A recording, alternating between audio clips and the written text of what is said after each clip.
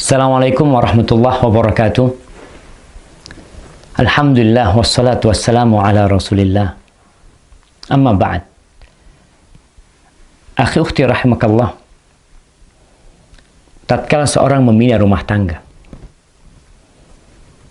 kemudian Allah memberikan sakinah, kedamaian, membalut hubungan suami istri dan anak-anaknya dengan cinta dan kasih sayang.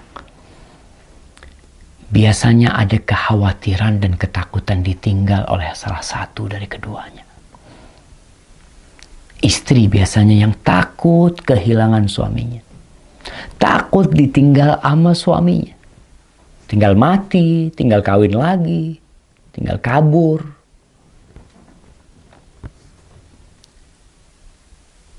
Rasanya kita perlu belajar dari ibunda Nabi Ismail alaihissalam. Tatkala Nabi Ibrahim alaihissalam menikahin Hajar, akhirnya Sarah, istri pertama Nabi Ibrahim, cemburu. Setelah punya anak yang bernama Ismail, akhirnya Nabi Ismail membawa istrinya Sarah, ibunda Nabi Ismail, dibawa kemana? Dibawa ke Mekah. Dari Palestina sana. Berangkat ke Mekah. Dalam kondisi Nabi Ismail masih sedang dalam susuan. Nih. Sarah, Hajar. Nah, Hajar bersama Ismail ditaruh di dekat Baitullah. Di situ ada pohon, namanya pohon Doha. Kalau kita tahu ibu kota Qatar, Doha, itu nama pohon tuh. Ada pohon Doha di situ yang letaknya di dekat air Zam-Zam, di tempat yang agak tinggi dari Masjidil Haram sana. Taruh di sana, kasih air, kasih makanan. Dan di Mekah tidak ada seorang pun yang ada di sana. Lembah kosong, tidak berpenduduk. Bukan tidak berpenduduk. Tidak bertanaman. Tidak ada tumbuhan yang bisa dimakan di sana. Taruh di sana. Lalu Ibrahim pergi. Nabi Ibrahim pergi meninggalkan keduanya. Ketika Nabi Ibrahim pergi, diikutin sama Hajar. Fatabi'athu ummu Ismail. Ini hadis dalam riwayat Bukhari. Ibunda Nabi Ismail ikut. Berkata, "Ya Ibrahim, aina tadhhab wa tatrukuna bi hadzal wadi alladhi laysa fihi insun wala syai." Wahai Ibrahim, kemana kamu mau pergi? Kamu meninggalkan kami di tempat ini, di lembah yang di situ tidak ada manusia dan tidak ada sesuatu apapun di sini. Nabi Ibrahim berdiam, tidak menjawab dan tidak menoleh. Menjawab tidak, menoleh tidak. Di sini Hajar sadar, mungkin pertanyaan dia yang salah. Para istri kadangkala salah bertanya kepada suami, sehingga terjadi perang di dalam rumah. Nabi Ibrahim tidak menjawab, dan Sarah kemudian dan Hajar kemudian mengatakan, Allahu amaraka bihadza. Dirubah pertanyaannya. Tadi bertanya, kami dititipkan ke siapa di sini nih? Kok ditinggal di sini? Dirubah pertanyaannya, apakah Allah yang memerintahkan kepadamu untuk melakukan ini? Pertanyaan istri Nabi. Kata Nabi Ibrahim, na'am. Iya. Idzan la yudayyi'una. Kalau seperti itu, Allah tidak akan melantarkan kami. Sudah, kau berangkat. Pulang nih. Hajar berangkat ke tempat dia meletakkan Nabi Ismail. Nabi Ibrahim terus pergi sampai ketika sudah tidak kelihatan oleh Hajar. Nabi Ibrahim menghadap ke kiblat. Kemudian berdoa.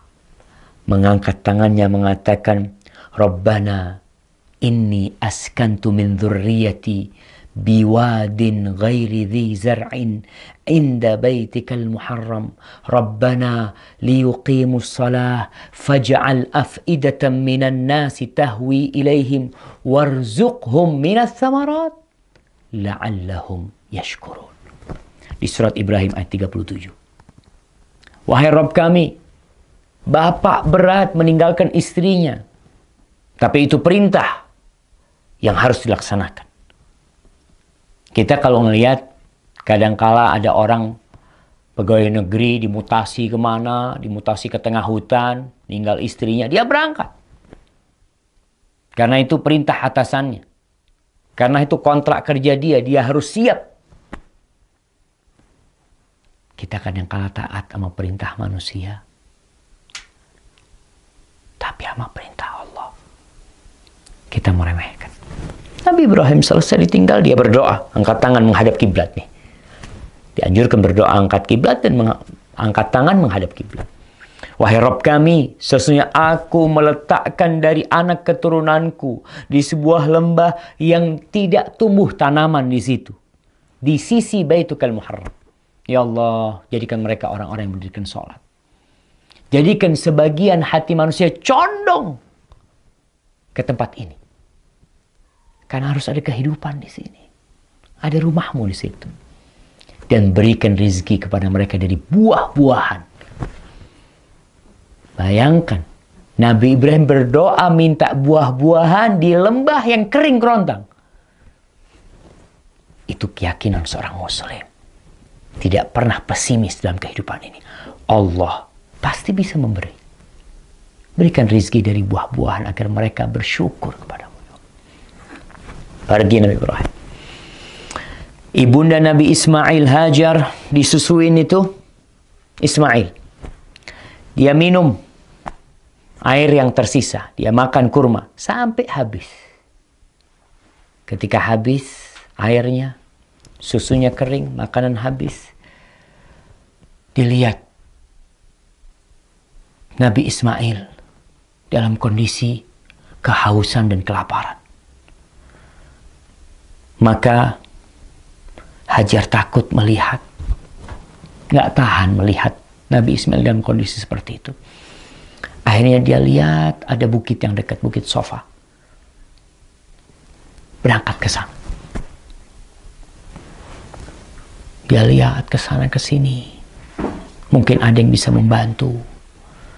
Dia lari lagi. Agak keras larinya ketika sampai perut lembah. Berangkat ke Marwa sampai 7 kali. Ketika 7 kali, yang itu sa'inya orang sekarang. Kita kalau sa'i itu adalah mengenang bagaimana perjuangan seorang ibu yang ditinggal oleh suaminya. Tidak boleh berhenti berjuang. Tetap Allah bisa memberikan rezeki dengan kun, tapi tetap harus ada perjuangan. Akhirnya setelah sampai di Marwa, dia mendengar suara.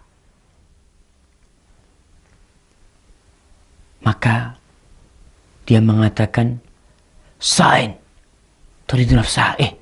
Coba dengar ini, ada apa nih? Dia berusaha untuk mendengar suara yang terdengar oleh telinganya.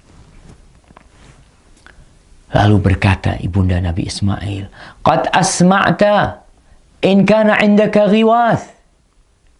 Aku sudah dengar nih, engkau telah membuat aku dengar. Kalau engkau bisa membantu, ya bantu. Ternyata dia melihat ada malaikat di sisi Nabi Ismail alaihissalam. Yang malaikat itu menggali, dikatakan dengan kakinya atau dengan sayapnya sampai air itu keluar. Air itu keluar, jemaah. Air Zam-Zam keluar. Di sini betapa bahagianya Nabi, ibunda Nabi Ismail, air itu dikumpulin sama dia. Andai kata tidak dikumpulin, kata Nabi SAW, air Zam-Zam itu akan jadi mata air yang mengalir.